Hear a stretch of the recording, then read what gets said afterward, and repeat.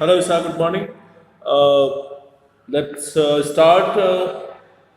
the next topic of the lesson, Kings and Chronicles. The topic is Akbarnama and the Badशाहनामा. इससे पहले हम लोग देख चुके हैं कि किस तरह जो मुगल एम्पायर्स थे वो अपने प्रेस में बहुत सारी चीज़ें अपने किताब लिखवाते थे और इसके लिए उन्होंने काफ़ी सारे इस तरह के राइटर्स भी रखे थे जो उनके बारे में लिखते थे और सिर्फ उनके बारे में नहीं उनके उस समय के बारे में and type of administration building और whatever incident happen in the empire, they all have to write in their this chronicle. इसमें एक आता है अकबरनामा जिसको बादशाहनामा के नाम से जानते हैं well no so each manuscript contain an average of 150 full और डबल पेज पेंटिंग्स और इसको और इंटरेस्टिंग बनाने के लिए इस पे पेंटिंग्स भी बनाई गई और पेंटिंग्स में क्या दिखाए जाते थे बैटल्स थे सीजेस थे hunts building construction code scenes वगैरह दिखाए the author of Akbarnama double full grew up in the Mughal capital of Agra Akbarnama जो लिखने वाले थे अबुल फजल वो आगरा में ही पले बड़े he was widely red in Arabic और उसके कई सारी भाषाओं की अच्छी उस पर पकड़ थी इसमें अरबिक पर्शियन ग्रीक फिलोसॉफी जो कि वो काफ़ी इस चीज़ का शौकीन भी था और पढ़ता भी था और इसलिए काफ़ी सारे भाषाओं के बारे में उसको अच्छी नॉलेज थी more he was a forceful debater and independent thinker who compose the views of the conservative उलमा और जो इस तरह के जो इस्लामिक रिलीजियस जो प्रीचर्स थे या फिर जो इस्लाम को मजबूती से मानने वाले वो बार बार इसका विरोध करते थे कि भाई आप अपने जो किताबें लिख रहे हैं अकबरनामा या उसमें आप क्यों इस तरह की फिगर्स दिखाई दे रहे हैं जीव जंतु या ह्यूमन बींग्स की ये according to Islamic teachings it is ये इसमें मना है इस्लामिक टीचिंग में कि आप जीव जंतु या किसी इंसान को आप पेंटिंग या इस तरह की मनाही है These qualities impressed Akbar, who found Abu Fazl ideally suited as an advisor and spokesperson of his policies. और इस अकबर भी चाहता था कि हमारे हिसाब से चीज़ चले और अबुल फजल जो है उसके मन मुताबिक एक पर्सनालिटी था और उसको काफ़ी सपोर्ट उसने किया one main objective was to free the state अब अकबर का भी एक था कि जो रूलिंग सिस्टम है उसमें जो इस्लामिक जो रिलीजियस लोग हैं उनको इसमें से कम उनका जो प्रभाव है कम किया जाए और उसके लिए अबुल फजल उसके लिए सुटेबल दिखता था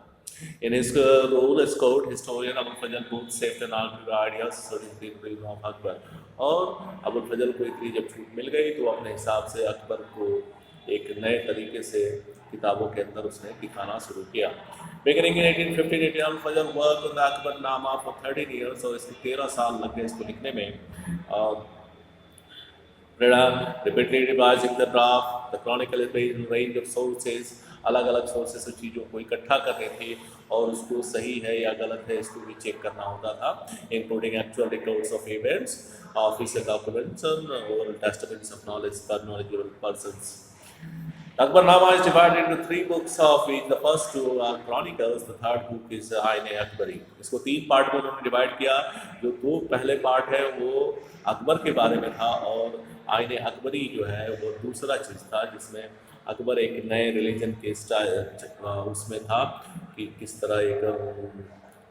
ह्यूमन बींग्स के साथ एक दूसरे का क्या रिलेशन होना चाहिए. The first volume contains the history of mankind from Adam to the one celestial cycle of Akbar's life 30 years. The second volume closes in the 46th regional year 1601 में Akbar the very next year Abu Fazl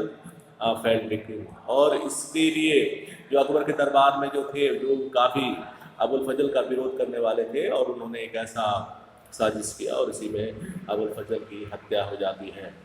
Akbarnama was written to provide a detailed description of Akbar's reign. Akbarnama में उसने अकबर के बारे में पूरे detail से लिखा है हर चीज़ के बारे में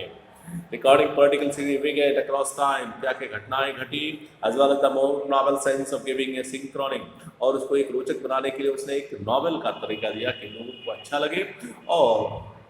picture of all aspects of Akbar empire इधर geographical, social, administrative, cultural, without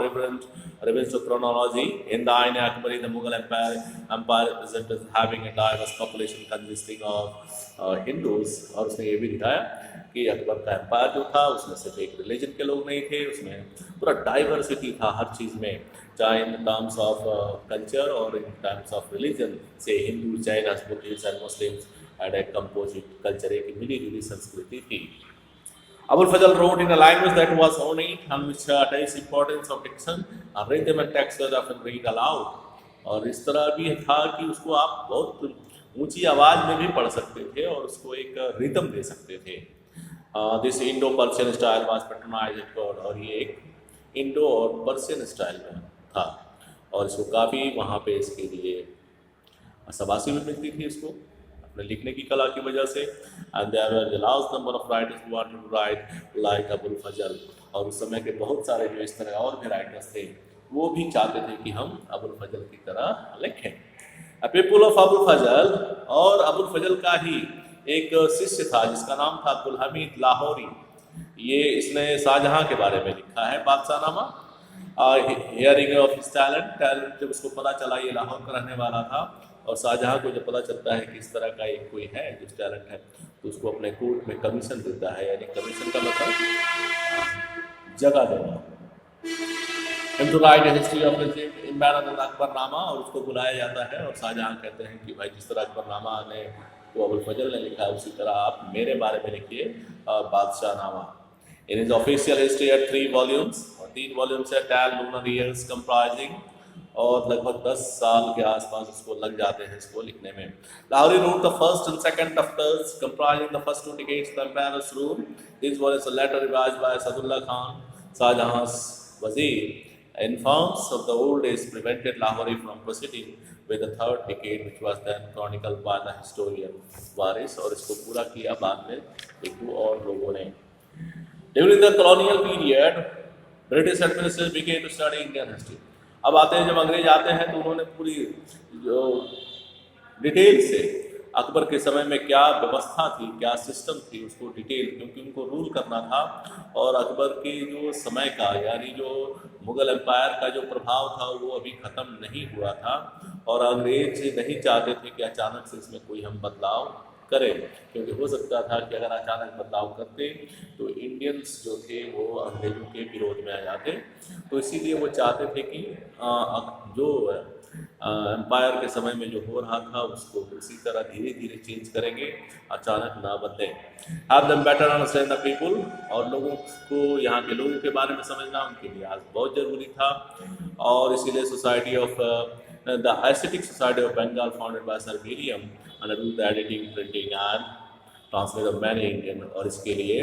अंग्रेजों ने एक एस्थेटिक सोसाइटी ऑफ बंगाल बनाया जिसमें सारे मुग़ल के समय की जितनी भी किताबें थी उसको यहाँ पे ट्रांसलेट किया जाता था और उसको फिर से एडिट किया जाता था, और जितने भी इंडियन मैनस्क्रिप्ट से हाथ से लिखे हुए edited versions of Akbarnama and Badshahnama were first published by the state. और ये तो उस समय पर्शियन भाषा में थी, बट अंग्रेज जाए तो इसको इन्होंने ट्रांसलेटेड वर्जन में सबसे पहली बार इन्होंने इसको पब्लिश किया 19th सेंचुरी में. In the early 20th century, Akbarnama was translated into English by, और इसके बाद इसको इंग्लिश और बाकी दूसरे भाषाओं में. अब आता है कि द आइडियल किंगडम किसको कहेंगे. इसमें इस टॉपिक में ये है कि कोर्ट, जो कि जितने भी कोर्ट के क्रॉनिकल्स थे उसमें हमेशा किंग्स को ये बताया जाता था लोगों को कि किंग जो है वो डिवाइन है, यानी उसको ईश्वर की तरफ से एक ऐसी मिला है कि वो लोगों पे रूल करे. और ये बार बार जितने भी क्रॉनिकल्स थे उसमें इसको डिटेल से लोगों की, क्योंकि लोगों पे ज़्यादा से ज़्यादा प्रभाव पड़े, and pass it from one generation to one nation. और यही चीज़ जो है एक किताब से दूसरी, मतलब एक जनरेशन से दूसरी जनरेशन को भी ये बात पता रहे कि एम्पायर जो है वो ईश्वर का भेजा हुआ जो भी प्रतिनिधि है. Abul Fazl place Mughal kingship on the highest. Abul Fazl ने उस समय की जो फैमिली जो सिस्टम था उसने पूरे मुगल किंगशिप को हाईएस्ट सिचुएशन हियरार्ची में रखा था, हाईएस्ट पोजीशन पे.